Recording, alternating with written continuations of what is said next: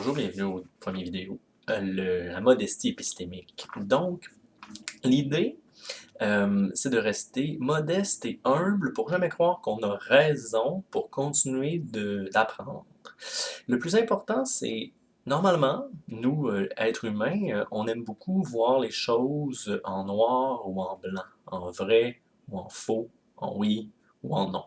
Et ça fait un petit problème parce que quand on est dans la case oui, par exemple, on a de la misère à écouter les choses de la case non. Parce que ça ne confirme pas notre hypothèse. Ça, c'est un biais cognitif qui s'appelle le biais de confirmation d'hypothèse et on cherche, malgré nous, de façon innée, à avoir raison et à confirmer qu'on a raison.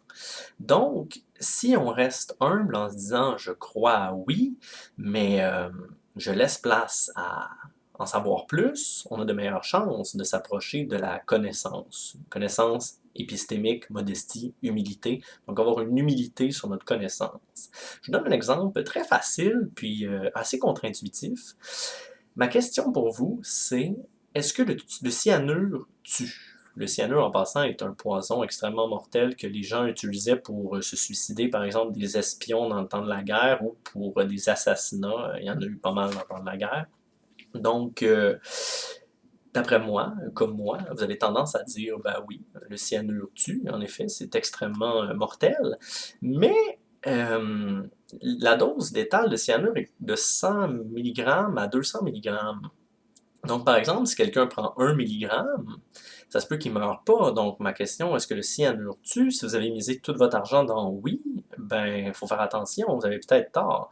Et même en plus de ça, la question est mal posée parce qu'en fait, est-ce que le cyanure tue? On pourrait croire une espèce de bébite nommée cyanure qui tue les gens.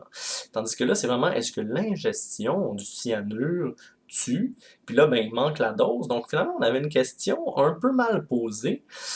Et c'est pour ça qu'il faut rester modeste, parce que si par exemple on argumente avec quelqu'un à propos de ce que le cyanure tue ou non, ben déjà là on a une question qui fonctionne pas et on pourrait passer finalement de longs moments à s'obstiner et non à argumenter sur le sujet. C'est pour ça que j'ai pris une question très facile comme ça, pour vous montrer qu'avec des questions beaucoup plus compliquées, donc à peu près toutes les autres questions que vous pouvez vous poser, euh, c'est difficile d'avoir une bonne opinion bien fondée. Et ben, c'est pour ça que je vous fais cette série de vidéos-là, pour vous montrer la difficulté d'avoir une opinion de la connaissance juste.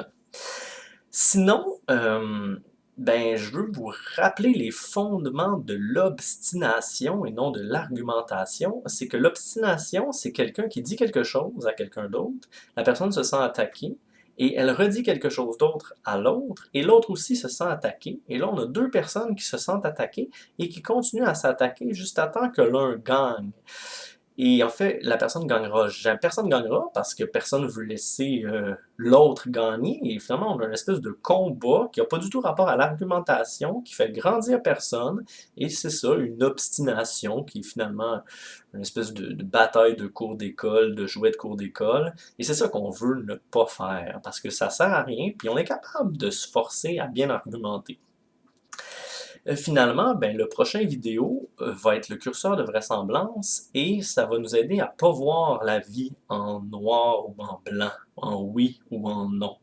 Justement, à se poser la question d'est-ce que c'est une bonne question de se dire, par exemple, le cyanure tue, oui ou non, le port du masque est bien, oui ou non. C'est toutes des questions qui manquent d'approfondissement pour avoir un vrai débat d'argumentation clair. Donc, merci beaucoup pour avoir regardé cette vidéo-là. On se voit aux deuxième vidéo. Puis sinon, vous pouvez suivre le hashtag Débattons mieux, qui a vraiment rapport à la modestie épistémique, donc sur les réseaux sociaux, YouTube, Twitter. Très intéressant. Bonne journée.